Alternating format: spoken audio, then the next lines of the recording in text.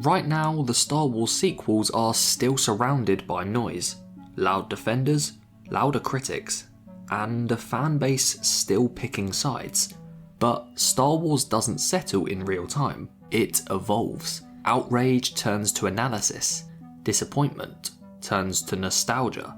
The sequels might feel divisive today, but what about in 15 years? In 2040, will they still be controversial? Or quietly revered? Welcome back to Kybercore, where today we ask, what will the legacy of the sequels actually be? Let's rewind. When Return of the Jedi released in 1983, critics dismissed it as childish. The Ewoks felt like toys, and it wasn't the conclusion to the trilogy many had hoped for, especially following the success of The Empire Strikes Back. The Phantom Menace in 1999, people walked out frustrated. Jar Jar was mocked. The politics were confusing. Revenge of the Sith, today often seen as a high point, had mixed reviews at launch. Yet all these films have gained renewed love. Why? Because Star Wars is a generational story, and generations reshape meaning. When kids who grew up with the prequels became adults, they brought new lenses. Memes, edits, cosplay, and YouTube videos reframing those films. The same may well happen with the sequels. The nostalgia clock is already ticking. It won't be the discourse that lasts, it'll be the connection in the same way the prequel fans connected with the story of Anakin Skywalker and Obi-Wan Kenobi. There's an entire generation who saw Rey ignite that lightsaber for the first time and felt something electric, who saw Finn rebel, who watched Kylo Ren's fall and rise. They weren't watching to debate canon like some of us, they were falling in love with the galaxy. These fans, now entering their teens or even early 20s, will grow into critics, editors, creators. They'll bring nuance and nostalgia. We saw it happen with the Clone Wars generation. The kids who loved Anakin and Ahsoka, despite critics, now hold the mic. The same wave is building for the sequels. Give it time, legacy is fan-built. There is a looming issue that cannot be ignored, however. Story. George's original trilogy displays one of the most compelling stories that's ever been told. From a farm boy to saviour of the entire galaxy, the story of Luke Skywalker and his persistence in training as a Jedi and helping his father, Darth Vader, reclaim his old self as Anakin Skywalker, is what captured the eyes of millions and is the reason we even get to have these very discussions. Then followed the prequels, a story carefully crafted and handwritten by George to capture the imaginations of a new wave of fans while pleasing the old, in the tragic backstory of the most iconic villain in history. And that brings us on to Disney's sequel trilogy. What started positively with a unique story of a stormtrooper to potential Jedi ended negatively in a side character used for mainly dramatic effect. We saw changes in leadership and, at times, a disrespect to character legacy decades in the making. But the problems for Disney were brewing from the get-go.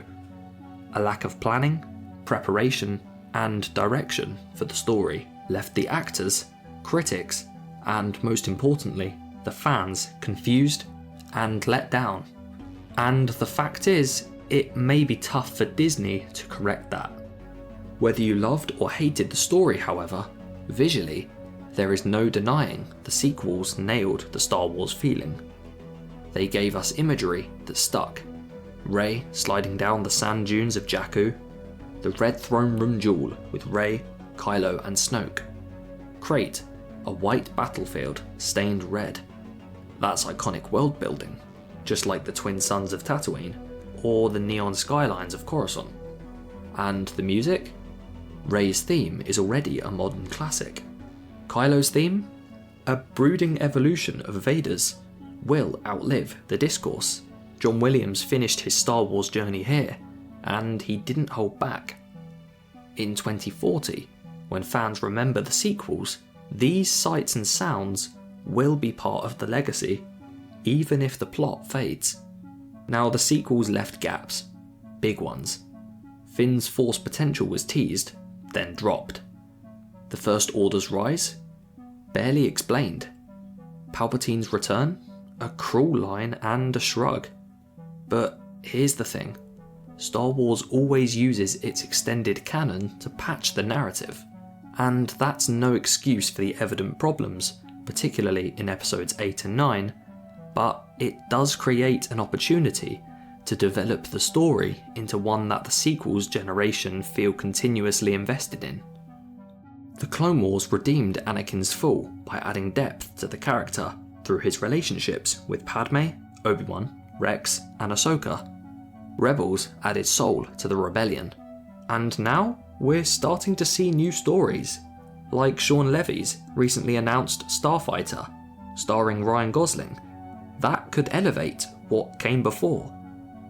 We don't know much yet, but it's set 5 years after the Rise of Skywalker, and may well add to Rey's story, and help set the scene for how the galaxy is left following the conclusion of the Battle of Exegol.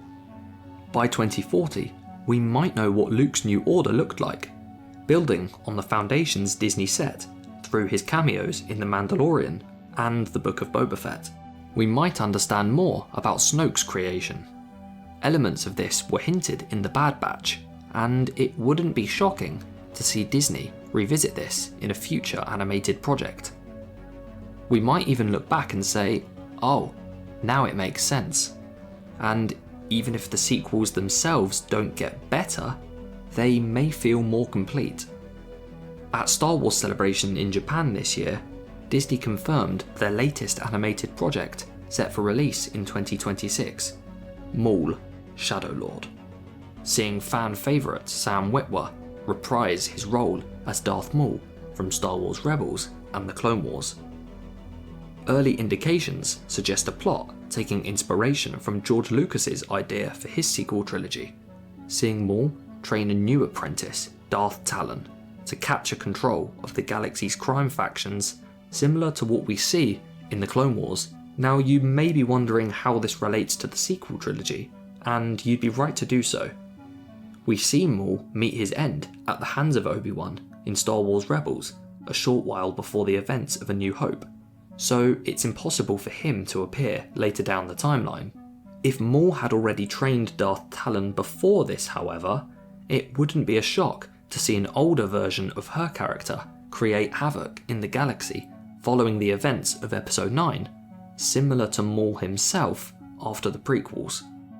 Talon would provide Disney with a new villain to lead with in their post-sequel era, and create stories to add depth to the characters we see in the sequels, Rey and Finn being the obvious choices. Now, here's something fans rarely talk about: culture shifts.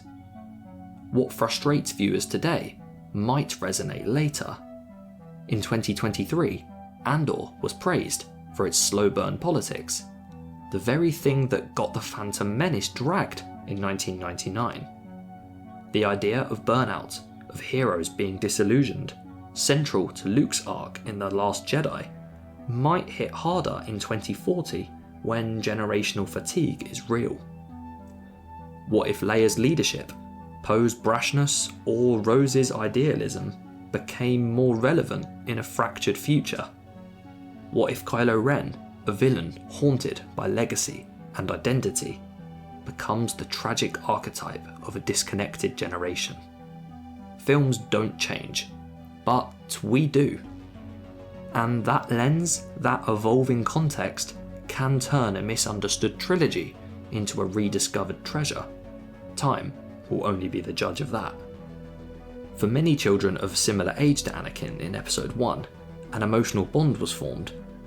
They sympathised with his pain of leaving his mother Shmi to join the Jedi on Coruscant, but crucially connected with his curiosity and willingness to follow his dreams of becoming the best pilot in the galaxy. Many criticised the performance and the use of young Jake Lloyd's character, but for fans his age, he was special. The generation before that, well, Luke was their hero. His values and willingness to save his friends and family, no matter the consequences, cemented him as an icon in their minds. The new generation of Star Wars fans will no doubt feel these same connections to the characters that gave them a gateway into their galaxy, and like the love for a young Anakin Skywalker, older fans won't understand. And while that is a shame, it could be healthy in the long term for Star Wars itself. Again, time will be the judge of that. And don't underestimate the power of availability. In 2040, a new fan won't wait 3 years between each sequel. They'll binge watch the entire Skywalker saga on a weekend. To them, it'll flow, not as 3 different trilogies, but as one continuous myth.